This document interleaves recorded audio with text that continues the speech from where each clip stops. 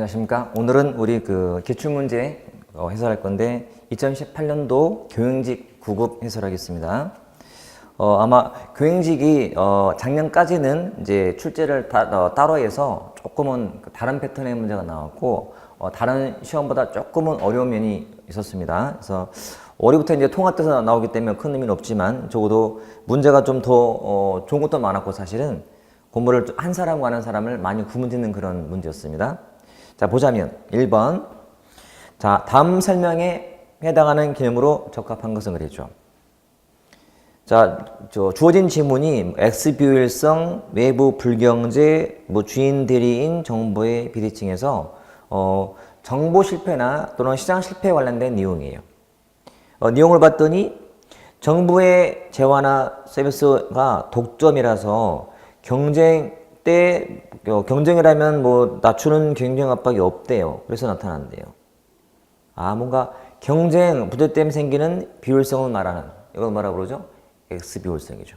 그러니까 이거는 내용 보는 순간 경쟁이 있냐 없냐 갖고도 바로 나오는 문제라서 그냥 쉬운 문제, 난이도는 하 정도로 되는 문제라서 바로 풀면 되겠죠. 그래서 나머지는 그냥 다 아는 개념이잖아요. 외부 불경제, 외부 효과 중에도 두 가지가 있죠. 하나는 긍정적, 하나는 부정적인데 불경제는 부정적 외부 효과니까 남한테 피해를 주면서도 어떤 보상하지 않는 상태를 말하는 시장 실패 내용이죠. 그러면 주인 대리의 모형은 정보 실패 내용인가요? 시장 실패 내용인가요? 주인 대리는 그거는 정보 실패로 보시면 돼요. 이제 주로 정보 실패예요. 물론 주인 대리인 모형의 그 원천 또는 원인 그러면 사회에 있는 정보의 비대칭 때문에 그래요. 원래 정보의 비대칭은 우리가 주로는 시장 실패로 보고 있긴 하지만 정부도 가능해요. 하지만 이제 이걸 구체화시켜서 주인 대리인 그러면 주인이 국민, 대리인이 관료해서 주로 정보 실패로 삼는 게 일반적이고 그냥 정보의 비대칭은 그냥 시장 실패로 보는 게 좀 더 일반적일 뿐이에요. 다 유사한 맥락도 보시면 돼요. 그래서 문제 어려운 거 없고 그냥 보면 금방 답 나오는 무난한 문제. 2번 문제. 자, 사회적 형평성 설명으로 옳은 걸 복에서 고른 것은 그랬죠. 형평성. 우리는 늘 형평성으로 하면 떠오르는 단어가 신형이라고 제가 늘 강조해요. 신형. 신행정론, 형평성, 신형. 그러니까 밑에 리을에 나오죠. 신행정론. 형. 리을은 들어가야 돼. 무조건. 그러면 기역과 이와 사로 압축이 된 거예요. 기역은 정당한 불평등이 포함되어 있죠. 정당.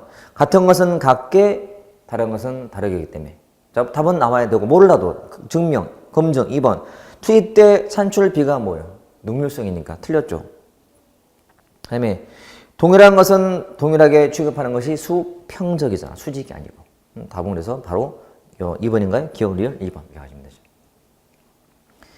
자, 행정 이념이나 가치는 항상 시험에 나올 때는요. 큰 틀이 뭐냐? 본질과 수단이에요.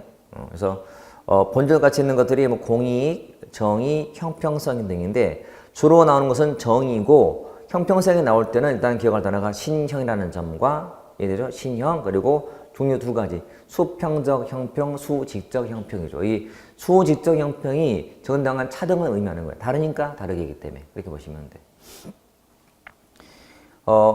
수산적 가치는 합법, 능률, 민주, 효과성, 신뢰성, 가외성, 합리성 막 나와요. 주로 의미 있는 것이 보통은 합리성이라든지 또는 가해성 같은 거예요. 요즘에는 효과성이 조금 더 나오고 있긴 하지만 아무튼 항상 요를 전체를 두고 공부하셔야 돼. 그러니까 이런 문제처럼 하나의 문제에 여러 개를 복합으로 내는 게 좀 일반적인 추세이기 때문에 이렇게 정리하면 되겠죠. 이것도 무난한 문제로 보여요. 난이도 하. 3. 신제도주의 설명으로 옳은 것은 문제를 잘 읽어야 되죠. 문제를 잘 못 읽으면 그건 3종 오류가 생겨요. 메타 오류. 1번. 자, 역사적 신제도주의는 제도성을 중시한다. 맞는, 바로 답 나왔네? 제가 수업 때 항상 3개를 말할 때, 신제도 그래놓고 신제도, 합리적, 역사적, 사약적 설명 드릴 때, 자, 역사가 주는 의미가 뭐냐? 장기다. 장기. 오랜 시간에 통해서 만들어진 경로가 제도가 되는 거, 그 경로는 지속이 된다. 지속성. 주요 단어가 지속성 또는 경로 우선 제일 많이 나와. 경로 오전성 이런 말이다. 그러니까 보자마자 답이 나와버려야죠. 이게 다 있는 건데. 그 밑에 볼 필요가 없잖아요. 난이도 하. 나머지 확인. 자, 2번 신제도주의는 제도를 공식적인 체제나 구조의 한 장에서 규정한다. 이건 무슨 내용이다? 구제도 내용이다. 요 신제도주의의 등장 배경이 뭐예요? 두 가지 비판이었잖아요. 그래서 구제도주의하고 요 구제도하고 행태론 비판이에요. 행태주의 비판이기 때문에 특히 요놈은 제도를 좁게 봐요. 공식, 유형적인 것만 제도로 보고 수술하는 방법. 요놈은 제도를 넓게 보거든. 딱 봐도. 유형적인 것만 제도, 공식적인 것만 제도, 유형, 무형, 비공식 다 제도로 보기 때문에 답은 금방. 자, 사회학적 신제도가 제도를 개의 내용의 극대화를 위한 수단, 이거 뭐예요? 효용의 극대화는 경제 논리고 그게 합리적 선택 제도주의. 합리적 경제인 가정, 그리고 방법론적 개체주의이기 때문에 바로 나오죠. 그러면 살아봤더니 자, 앞에 제목은 합리적 선택인데 내용은 뭐다? 동용화는 사회학적 제도주의. 이렇게. 동용화.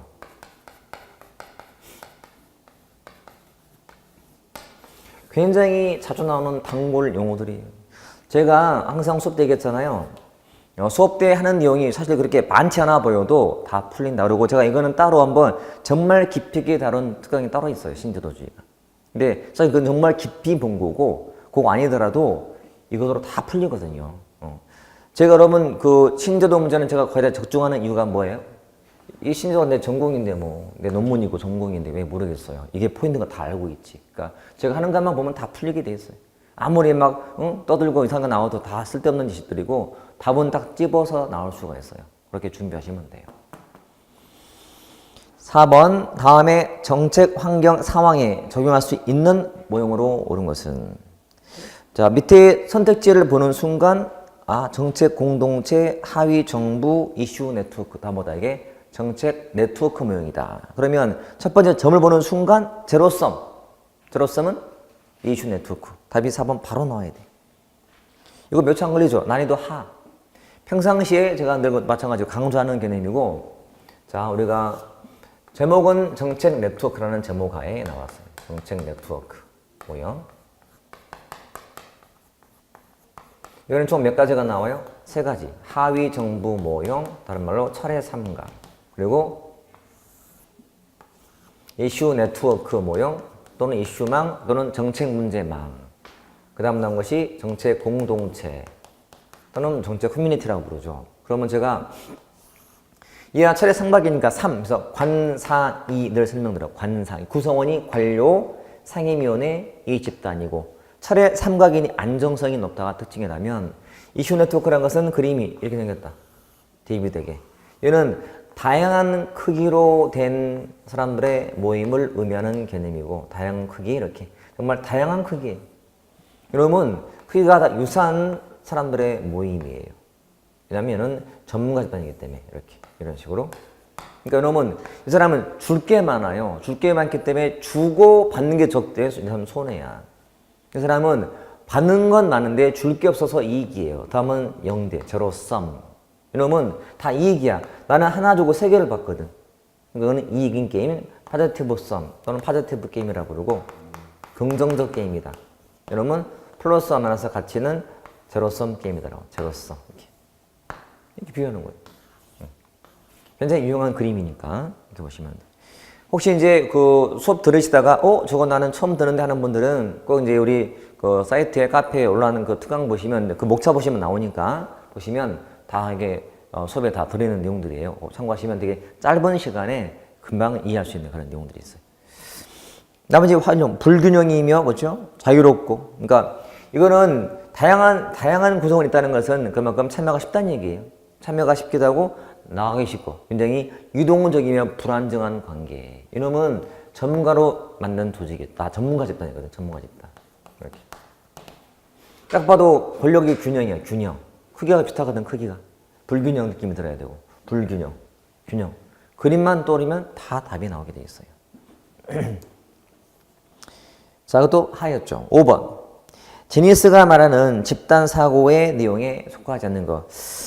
이 무렵에 부쩍 이 집단 사고 문제가 나왔었어요. 한 2, 3년 새에.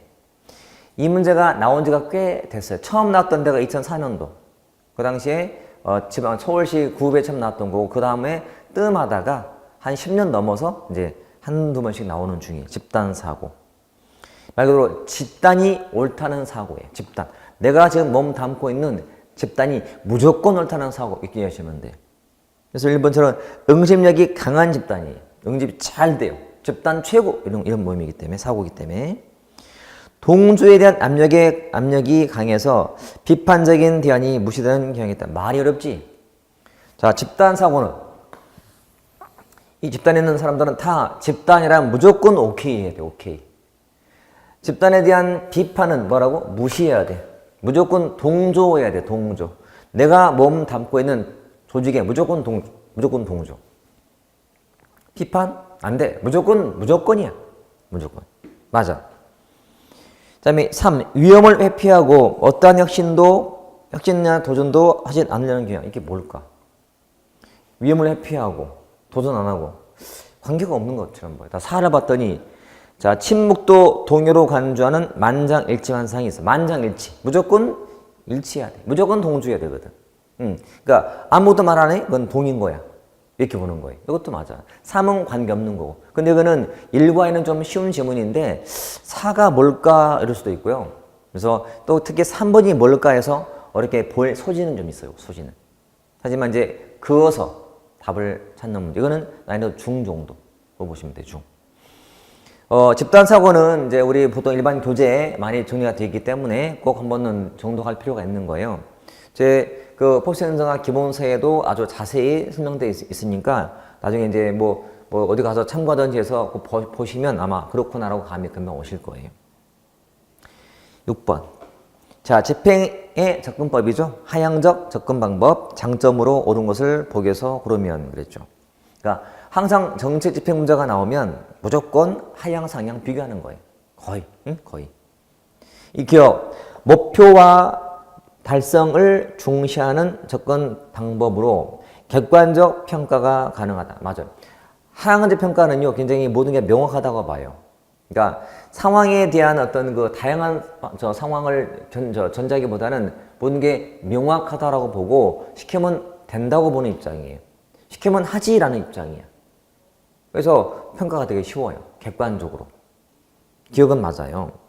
니은 문제 해결 측면에서 정부 프로그램의 중요성을 평가한다. 문제 해결을 강조하는 것은 상향적 접근 방식이. 여러분, 이것도 자주 나오는 질문이에요. 니은은 틀렸고. 기억이 맞고 니은은 틀렸어요. 그죠? 그러면 1과 3은 탈락이지. 그러면 4번은 기억이 없네. 그럼 답은 2번이겠네. 바로 조합이 되네요. 조합이. 저는 조합 문제가 나올 때는 반드시 조합을 그으시면 돼. 맞는 거 챙겨놓고 틀린 거 없애버리면 답은 금세 나와요. 디귿 확인. 실제적 집행 과정을 상세히 기술 밑줄. 상세히 기술은 이거는 뭐죠? 상세히? 원래 상세히는 미시거든. 하향이 것이고요. 그 다음에 상향이 미시란 말이에요. 미시. 이건 틀린 거지. 그 다음에 리얼. 하향적 집행론자들이 제시한 변수는 체크리스트로서의 어떤 점검 기준이 될 수 있어요. 맞지? 모든 게 다 주어져 있거든. 체크리스트. 그러니까 이거 여러분, 하향적 집행은 모든 게 명확해요. 그래서 결정자가 시키면 그냥 하면 되는 거야. 집행자는 하면 되는 거야. 그냥 시키면. 그래서 체크 리스트가 미리 남아 있어요. 시킨 대로 했는가? 했어? 했어. 이미 다 모든 게 명확히 나와 있기 때문에 체크만 하면 되거든. 뭐 그런 말이에요. 답은 2번이었고, 이것도 난이도 하. 평상시에 하향과 상향에 대해서 기본만 알다면 풀만한 그런 문제였죠. 7번. 자, 정부의 정책 수단의 설명 중 옳은 거, 고른 것은 그랬죠. 기업. 경제 규제는 정부의 직접 수단에 해당한다. 사실 직접 간접이요, 좀 어려울 수도 있고 암기를 좀 하셔야 돼요. 이거는 맞는 말이긴 하지만 직접. 그러니까 직접은 뭐 정부 소비도 있고 공기업 막 등 있거든. 이게 제가 수업 때 물론 암기법이 따로 있어서 제가 기본 수업 때 한번 언급한 적이 있었어요. 조세 지출은 재정성 인센티브를 부여하는 수단에 해당한다. 맞는데? 그럼 둘 다 맞네? 답 기억 니은 끝났네? 자, 이 문제는요, 리을번도 애매한 지문이고 평소에 잘 안 보는 지문이고 디귿번도 긴가민가 할 수 있는 여지가 있어서 기억과 니은을 알면 답이 쉬워지는 거고 모르면 좀 어려울 수 있어요. 근데 수단 같은 경우는 이거보다 요즘에 좀 더 많이 나오는 패턴은 정부의 정책 수단 또는 집행 수단이 직접성이 높냐 중간 낮냐 그리고 강제성이 높냐 중간 낮냐가 요즘에 자꾸 나오는 패턴이에요. 그 중에 하나로 보시면 돼. 자, 그거 알아도 풀리고 제가 늘 여러분 간접 규제라든지 인센티브 같은 유인책 같은 거 다 유인책은 뭐랑 관계됐다 했지? 주로 돈과 관계되어 있다. 이거 딱 머릿속에 딱 풀려요. 조세 지출 이퀄 뭐예요? 조세 감면이거든요. 조세 감면도 돈과 연관되어 있는 거죠. 이건 유인책이야. 인센티브 같은 거. 인센티브. 그러니까 기업과 니은 다 바로 끝나버려야 돼. 그럼 되는 고민할 필요가 없잖아요. 바우처라는 게 최근에 특히 많이 쓰고 있는 거예요. 바우처. 정부가 금전적 부담을 줄이기 위해서 주는 거잖아. 쿠폰 같은 거 주는 거니까. 그리고 룰이 참 애매하죠. 전통적 3분법에 근거해서 수단을 뭐 규제, 인센티브, 권유로 분류할 수 있다. 이게 전통적 3분법인데 애매할 수 있잖아. 보통 우리가 뭐 강제 공리, 교범도 있고 다양한 게 있어서 이게 뭔가는 사실 조금은 불확실해요. 출제하는 사람이 특정한 내용을 보고 하는 말인데 이걸 과연 뭘로 배울지는 다를 수 있거든. 하지만 걔가 답은 아닌 거니까 기억, 니은이 맞기 때문에 답은 쉬워져야 돼. 이 문제는 사실은 이제 직접이란 말을 안다는 전제가 필요해서 아주 쉬운 건 아니어서 중정도의 난도로 보시면 돼. 난이도 중. 이렇게. 8번은 직원 A의 동기 특성과 B의 동기가 좀 다르대요. 그러면서 A의 특성을 고려한 인사 관리 방식으로 옳은 걸 골라보시고 그랬죠. 옳은 거. A 봤더니 이번에 인사평가 결과를 잘 받아서 기분이 좋다. 평가 항목에 잘 맞춰야 평가를 잘 받을 수 있어. 참고해. 라고 해요. 그러니까 평가할 때 평가하는 항목이 있을 거니까 맞춰서 준비하라는 거죠. B는 뭐라 했냐면 뭐 결과 좋다니 축하한다. 근데 나는 평가 결과보다도 일할 때 스스로 발전한다는 느낌이 더 좋아.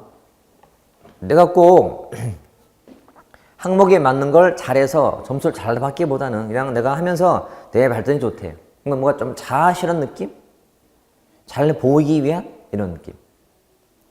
자, 이거는 이제 동기 이론을 하다 보니까 동기를 묻는 거니까 뭔가 좀 두 개가 구분되어 있어요. 그래서 이거는 맞추는 거예요. 아, 이거는 X 이론, 나는 Y구나. 사람의 그러니까 약간 상위 욕구, 하위 욕구로 봐도 돼. 상위 욕구, 하위 욕구. 보통 하위 욕구가 돈과 관계되어 있어요. 그러니까 평가를 잘 받아서 뭐 보상을 받으면 좋은 거니까. 그렇다면 밑에 기업, 성과급. 이런 게 보통 A에 맞는 관리 방식이. 그렇죠? 태만과 유반은 처벌 강화. 그러니까 신상필벌이지. 심상, X, 그러니까 X, Y의 구분인데 X 이론 같은 경우는 사람들이 돈을 좋아해요. 시키면 하면 되고 그냥. 그렇죠? 근데 Y는 그게 아니야. 사람의 감정이 중요하기 때문에 돈이 다가 아닌 거예요. 그러니까 신상필벌, 벌 무서워하는 거지. 니은도 들어가야 돼. 또 실적과 승진과 연결을 중시해. 승진, X이론, 돈, 성과 이런 것들. 근데 흥미를 반영한 직무 충실은 누가 봐도 B잖아, B. 그러면 리얼리스면 안 되잖아요. 그러면 이화산 탈락이고 맞는 건 3이 되겠네. 그렇죠? 그렇게 접근하시면 돼. 자, 이 문제는 한 중 정도 따지면 아직은 상은 별로 없었어요. 다 하나 중이 많았지. 그러니까 요즘에 문제 나오는 대세가 XY론이에요, 여러분. XY. 그러니까 굳이 구분한다면 위생요인, 동기요인과도 비슷하고. 그래서 그 구분하는 그 선이 있다 보시면 돼. 9번. 9번은 갈등에 대한 해결할 때 협상 방식인데, 자, 배분적 협상과 통합형 협상이 있대요. 배분과 통합. 근데 사실 이 갈등 해결 방법은 이미 언급된 적도 있지만 읽고 풀 수 있어요. 자, 배분, 통합은 한마디로 윈윈. 윈윈. 조직과 개인의 통합적 관리. 조직과 개인의 이거는 윈윈 전략이야. 이게. 그래서 일러 봤더니 비교가 배분적 합상은 고정적인 양에 대한 개념이고 통합은 유동적인 양이라고 해요. 유동적인. 그리고 동기가 승승 승패 아니야. 승승 즉 윈윈이 통합이거든. 통합이야 통합. 배분은 주게 되면 줬기 때문에 사라졌어요. 줄게 줄어든. 양이 고정돼 있어요. 줘버리면 줄어들게 돼요. 그런 의미고. 그래서 승패니까 상반이지. 그죠? 좀 조화되고, 윈윈, 좋아하고. 그 다음에 좀 단기간이고, 좀 장기간이고, 이렇게. 비교. 이것도 그냥, 읽으면 그냥 답이 나오는 건데, 평상시에 좀 안 볼 수 있는 여지가 있어서 중 정도. 중. 자, 기출문제도 섞여 있고요. 이것은 제가 늘 강조하듯이 기출은 가장 기본적인 문제예요. 기출을 내가 모른다. 말이 안 되는 거야. 내일 모레 시험장 들어가는데 기출을 파악 안 했다? 말이 안 돼. 기출을 항상 먼저 하시고 나머지를 확인하시라. 10번. 자, 우리나라의 인사제도 중 실적제죠. 그 기본 원리와 가장 거리가 먼 것은 자, 실적제의 가장 큰 특징은 뭘로 공무원 임용한다? 시험 봐서. 1번. 시험. 공개 영정 시험. 였지. 그리고 우리나라 공무원들은 정당이나 그 단체 결성에 관여 가입할 수가 없죠. 중립된다고 못하게 해놨어요. 맞죠? 3. 국회 소관 상임위의 인사청문 견해는 인사권자인 대통령을 법적으로 구속하는 것은 아니에요. 내용은 맞아요. 근데 이게 그냥 봐서는 맞나? 넘어갔더니 4. 공무원은 형의 선고, 징계 또는 법정 사유가 아니면 본인의 의사에 반하여 휴직이나 강임이나 면직을 당하지 않는다. 자, 내용도 틀릴 거 없죠. 법에 다 있는 거기도 하고. 결국은 다 맞게 보여. 근데 이제 실질적으로 하면 말하듯이 시험을 본다거나 시험. 그리고 이게 나온 배경이 예과관제 폐기 때문에 중립에 대한 조정이 들어가서 2번도 들어있는 거고. 그리고 신분 보장이 중요한 특징이라서 4번은 신분 보장 내용이에요. 근데 3은 관계가 없어. 지문은 맞는 지문인데 실적과는 관계가 없는 거라서 답이 3번이 되는 거예요. 이거는 긋고 푸시면 돼. 이것도 난이도는 중 정도. 중이다. 그 다음에 11번은 공무원 시험의 타당성 유형과 관하다. 그 다음에 검정법을 물어봐서 연결을 이론적으로 추정한 능력 요소 그 단어 보는 순간 무슨 타당성? 구성적 타당성이. 그래서 가와 밑에 봤더니 타당성이 종류가 안 나오고 검정법이 나와 있네. 기억. 추상성을 측정할 지표 개발과 고도의 계량 분석 기법 및 행태과학 조사. 이게 구성적 타당성 검증 방법이거든. 맞거든. 그래서 가와 기억이 연결이 돼야 돼. 그래서 밑에서는 1과 2로 압축이 돼요. 다는 직무수행 능력 예측이 얼마나 정확했는가. 그 시험이 능력을 얼마나 정확히 측정했는가. 그거는 뭘로 알 수 있어요? 시험 보면 알죠. 그것처럼 시험 성적과 실적 간의 상관계수로 측정해 보면 돼요. 그러니까 시험 성적이 좋은 사람이 업무 수행 실적이 좋다면 그거는 능력을 정확히 예측했다. 그 말이기 때문에 나가 디귿에 있어야죠. 답은 2번이 나왔네요.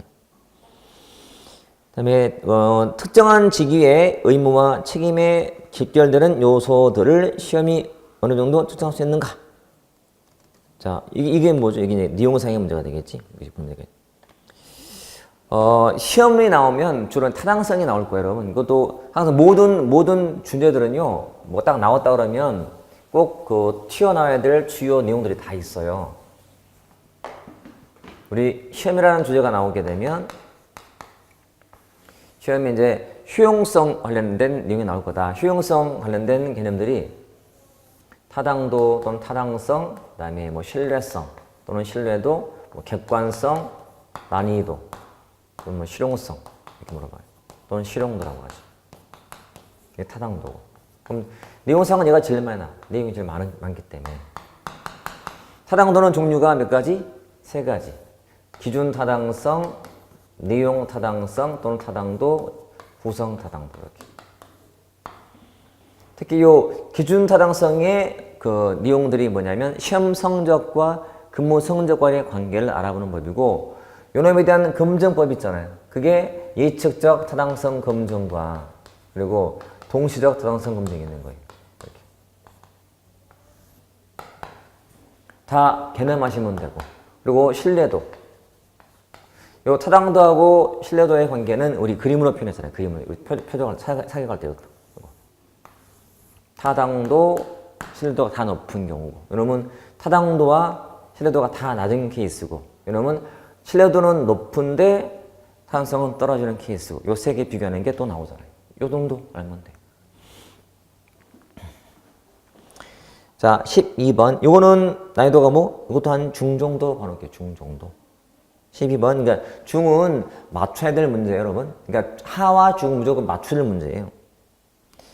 자, 12를 봤더니 뭐 인지과정상 편의의 지각 문제인데 내용은 우리가 보통 근평의 근평의 오차를 의미하는 개념이에요. 그렇죠? 1번 후광, 영어로 헬로 이펙트는 첫인상과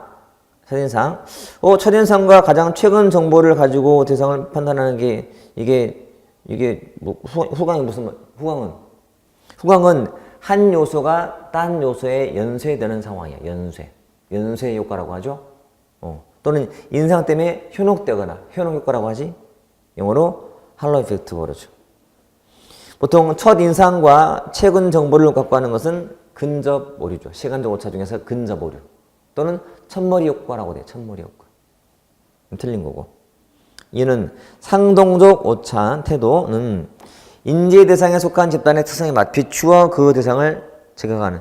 보통 상동적 오차는 선입견을 말해. 선입견. 그 사람이 어느 지역 출신이지 그 지역에 빗대서 평가하는 거야. 이렇게 지역 말할 때. 그래서 이거는 맞네요. 3번 자 말은 대비효과인데 내용 봤더니 비교 대상의 개인적 요인의 영향은 과대평가, 상황적 요인의 영향은 과소평가하는 것은 이거는 이기적 착오라고 불러요. 이기적 착오. 그러니까 사실은 잘 안 나온 건데 나온 거라서 이기적 착오하고요.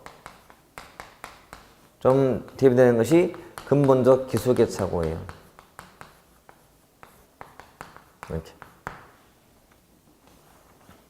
공무원 개개인의 이기적인. 그러니까 잘한 공로만 좀 이렇게 자랑하려고 하고 실패된 건 좀 감추려고 할 때는 말이고. 이건 개인이 자기 입장에서 하는 거고 이놈은 조직이 자기 입장에서 하는 평가예요. 근본적 기술의 문제. 성공에 대해서는 개인 요인을 과소, 실패는 개인을 과대평가하는 방식이니까. 투사, 비추어본단 말이잖아요. 비추어본다. 내용 봤더니 잘된 성과에 대해서는 자신의 내적 요소를 주인하고 좋지 않은 성과에 대해서는 외적 윤회에 기나게 하는 것. 이게 뭐죠? 이게 보통 이기적 착오예요. 이기적이랄 때. 반대죠. 반대입니다. 보시면 돼요. 그러니까 3과 4의 내용이 지금 약간 비슷한 거라서 주의하셔야 돼요. 주의. 3은 근본적 기속이니까 잘 봐요. 주의할 것은 이놈은 성공은 자기로 돌려 그 이유를. 이놈은 성공에 대해서는 상황에 돌려요. 내가 잘한 게 아니고. 반대로 실패는 이놈은 자기 탓이 아닌 거야. 이놈은 실패는 자기 탓인 거야. 개인적 탓으로 돌리는 거예요. 이게 비교. 두 개를 비교하시면 비교해보세요. 자, 13번은 윤리 이론으로 옳은 거 모두 고르면 그랬죠. 기억은, 자, 윤리가 항상 앞에 깔아주는 내용들이에요. 거기. 목적론과 의무론이다. 목적론이 뭐 이유에 따라서 판단하는 목적론인가. 보통 목적론은 어떤 그 결과를 보고 한다고 보시면 돼요. 오히려 의무론이 그 위에 어떤 그 윤리, 동기 문제고. 그래서 그 기억의 뒤 결과나 성과에 따라서 판단하는 것이 뭐 목적이니까 이거는 잘못된 거죠. 지금 바뀌어 있어야 돼.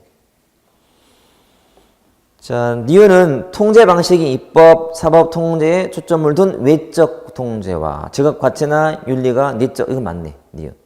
기억이 틀리고 니은이 맞아. 선택지에서는 니은, 리을이 있으니까 디귿만 보면 되겠다. 디귿 확인. 디귿. 자, 책임은 외부의 기대에 부응해야 하는 객관적 책임과 자신의 양심 및 가치에 따라서 결정짓는 주관적 책임. 이건 맞는 말이에요. 그러면 니은과 디귿과 리얼이 다 맞네요. 그럼 답은 4번이겠네. 리얼 공직자의 역할 책임론은 전문 직업과 역할과 민주주의 담론의 촉진자 역할로 구분된다. 리얼은 평상시에 이렇게 자주 나오는 직접적 지문은 없어요. 하지만 그 위에 있는 조합이 쉬워서 빼면 디귿이 맞기 때문에 답은 금방 나오게 되어 있는 그런 문제. 이거는 난이도 이제 중하 정도. 왜냐면 안 하면 1번은 틀릴 수 있기 때문에. 하지만 아마 거의 다 맞췄을 것 같아요.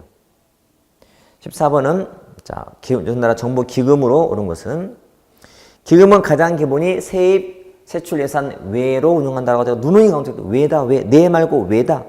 기금은 이런 틀렸지 그러니까. 근데 이번 자율 운영을 위해서 국회 심의를 안 거쳐요? 아니야. 지금은 모든 예산과 즉 회계와 기금은 다 국회의 심의를 받는다. 이렇게 보시면 돼요. 그 다음에 3.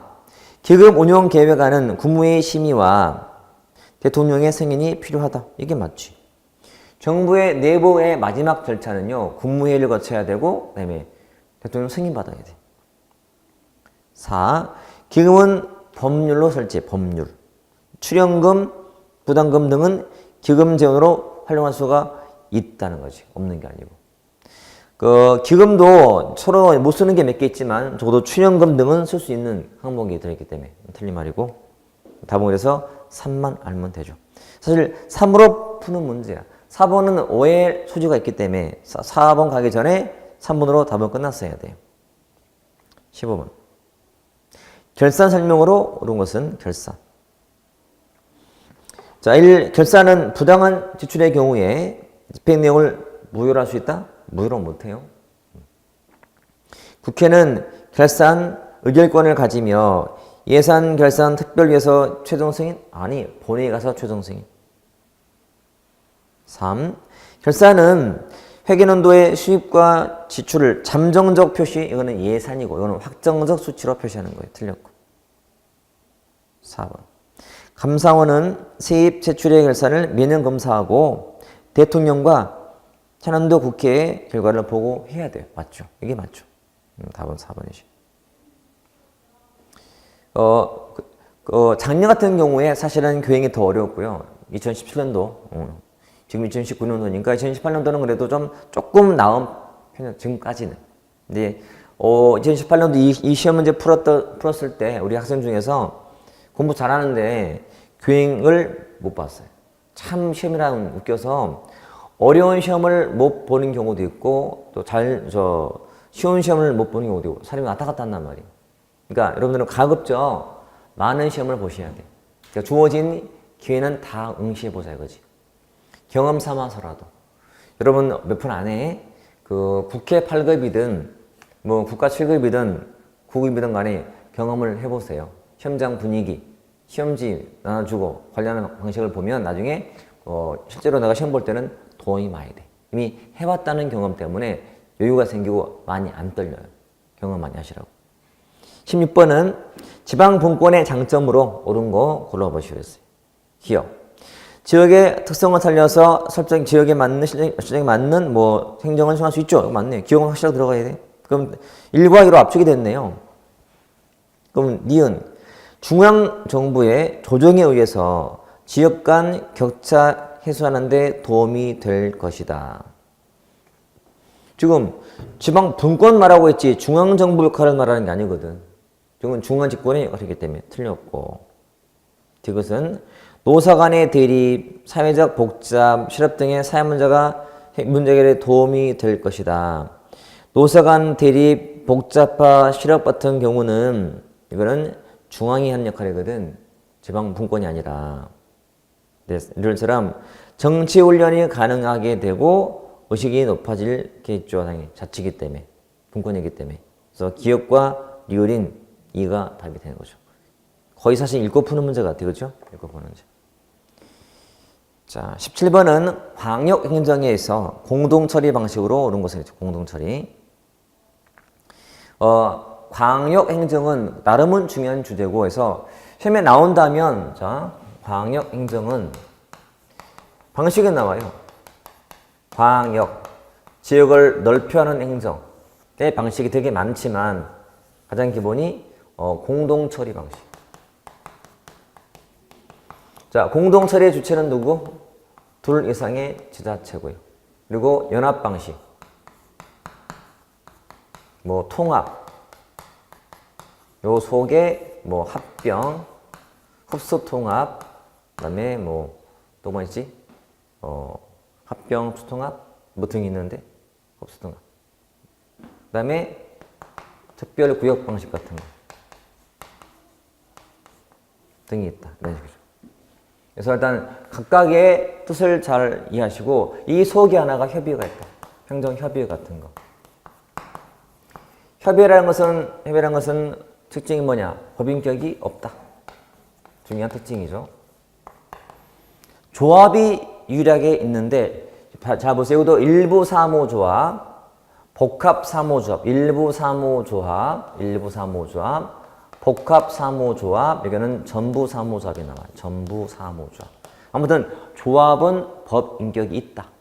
그러면 그거 바탕으로 하고 기억에 사무 위탁은 둘 이상의 지자체가 계약으로 자기의 사무 일부를 상대방한테 위임해서 처리한다. 틀릴 게 없는데 그건 여기 있는 거거든. 사무 위탁은. 그러니까 업무를 맡기는 거예요. 돈 주면서 해달라고. 위탁. 탑이 1번이 그러면. 2번은 연락회의인데 연락회의도 광역 방식이니까 둘 이상의 지자체가 광역적 갈등 분쟁을 원활하게 해결하기 위해서 조정권을 갖는 연락기구. 연락회의가 있다면 이건 조정권은 없어요. 그러니까 단지 합의하고 할 뿐이지 조정상의 권한은 없는. 그게 틀린 거예요. 이게 쉽지 않지. 그 질문 자체가. 공동기관. 둘 이상의 지자체가 광역사무를 처리하기 위해서 조례에 의해서 공동으로 법인격을 가진 기관을 운영한다. 법인격은 없어요. 이 많은 방식 중에서 법인격이 있는 것은 조합밖에 없다. 조합. 조합자가 들어가야 돼. 조합이 법인격이 있는 거예요. 나머지는 없다 이렇게 보셨네. 그 다음에 협의회는 밑에 법인격이 없어요. 가장 큰 단점이자 특징인 거지. 그래서 답은 1만 맞게 되겠죠. 자, 객관식은 정확히 알면 된다. 여러분, 정확히. 대충 말고 정확히. 그러면 다 몰라도 답은 보인다. 18번은 주민 참여 형태죠. 옳은 것은. 자, 감사 청구는 단체의 불만이나 이의를 제기하기 위해서 지방 의회에 감사 청구하는 게 아니죠. 감사 청구는 누구한테 한다? 상급 단체장이나 주무장관한테 한다. 그러니까 감사 청구는 사무가 좀 위법한다거나 부당하거나 좀 마음에 안 들면 일르는 거야. 위한테 일러. 내 동생이 못하면 엄마한테 일르듯이 그런 논리야. 그래서 기초는 상급 단체장한테, 상급인 시도는 주무장관한테 그 업무관에서 이르는 거예요. 지방사는 그 복지 업무에 대해서 문제 많다. 그럼 누구한테 일러요? 복지부 장관한테 이런 거예요. 주무장관이기 때문에. 자, 2번은 공청회는 주민의 직접적 제안과 토의를 거쳐서 당해 지역의 정치, 행정에 관한 의사 결정을 직접 행하는 제도이다. 그러죠. 공청이라는 것은 직접 간접 참여 방식이야. 간접 참여 방식이니까 틀렸지. 직접이 아니고. 4. 주민 소환은 낮잠 3이지. 주민 발안은 일정 수의 유권자를 설명으로 조례 제정, 개정, 개피에 대해서 직접 발의 맞죠? 참여 방식에서 여러분 주민 참여 그러면 주민 참여 방식이 크게는 직접 간접이에요. 참여를 했을 때. 그래서 하나가 간접 참여, 하나가 직접이라면 주로 간접은 공청회 같은 거, 공청회, 간담회 같은 거고, 이좀 다 우리가 알고 있는 뭐 주민 발안, 주민 투표, 뭐 주민 감사 청구, 소환 이게 다 직접 참여 방식 이렇게 보시면 돼요. 발안. 저기 맞죠, 그러니까. 그다음에 4는 주민 소환은 우리가 직접 뽑은 사람을 직접 해임하는 제도예요. 그래서 단체장과 지방의회 의원을 대상으로 하죠. 근데 임기 만료 전에 해임을 청구하는 게 아니고 임기 만료 전에 청구가 아니라 직접 해임하는 거예요. 청구만 하는 게 아니라 직접 너 나가 투표하는 거거든. 소환할 때는. 틀렸죠. 나름은 굉장히 의미 있는 문제고 좋은 문제 여러분. 그러니까 이거는 우리 아까 17번 같은 경우는 난이도가 중정도. 왜냐면 그 네 가지를 모르면 틀릴 여지가 남아있기 때문에. 18번은 이거는 우리가 아는 걸 많이 또 활용했지만 중정도. 왜? 모르면 틀리기 때문에. 진짜 하는 누구든지 공부를 처음 했건 아니면 해왔건 간에 보면 틀리는 게 답이고, 이거는 안 하면 틀릴 것은 중이고 해도 틀리는 게 또 상 문제가 될 수 있어요. 자, 19번은 주민 참여 예산이죠. 옳은 것을 모두 골라보시오. 기어 주민 참여 예산 제도는 제정 민주주의 구현이죠. 참여. 민주의 기본 뜻 참여니까요. 맞죠? 처음 도입한 것이 브라질 포르투 알레그레시. 맞죠? 가장 먼저. 이거 되게 많이 나온 지문이에요. 기억니은 있어야 돼. 기억니은. 그러면 지문은 1과 3으로 압축이 된 거예요. 디귿. 우리나라 주민 참여 예산 제도는 지방재정법에서 의무적으로 시행을 하고 있죠. 이게 맞네. 하고 있으니까. 그럼 이제 밑에 리을은 참여 예산 제도에 의하면 수렴된 주민의 의견서를 지방의회에 제출하는 예산안에 첨부하지 않아야 해야 돼요. 주민이 참여하는 과정에 주민 참여 예산이기 때문에요. 편성하는 과정에 주민이 들어가요. 들어가서 편성을 관여하고 짜는 거예요. 주민이. 당연히 첨부가 돼야 되거든. 답은 그래서 기억니은 디귿 3이 되면 돼요. 자, 이것도 난이도가 하. 이거는 하. 중하? 모르면 틀릴 수 있잖아, 사실은. 포르투 알레그레시 이런 것들은. 20번이 좀 애매할 수 있는 거 여러분. 자, 자치사무 종류 찾는 거예요. 자치사무. 대표가 뭐야? 주민등록이야. 그러면 선택 지문에서는 3과 4로 압축이 돼야 돼. 그러면 봤더니 디귿과 비읍이 있어요.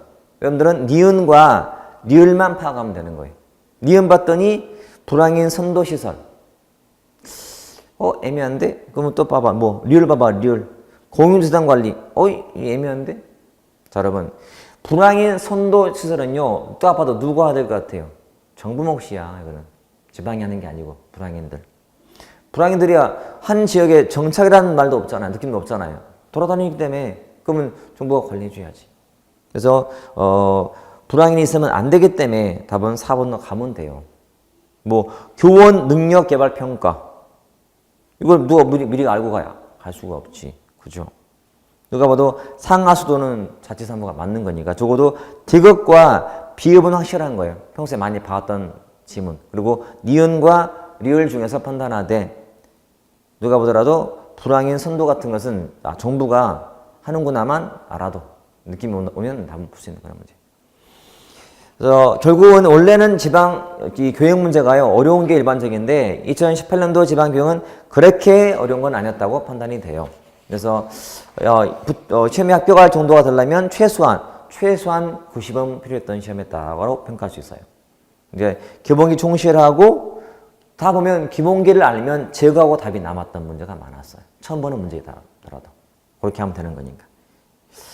자, 이제는 자체 시험은 없고 같이 합해서 볼 거니까 여러분들은 교행을 지원하더라도 과거에는 교행을 넣는 사람이 좀 불안했었어요. 왜냐하면 실력 대비 점수가 안 나올 때가 많았거든.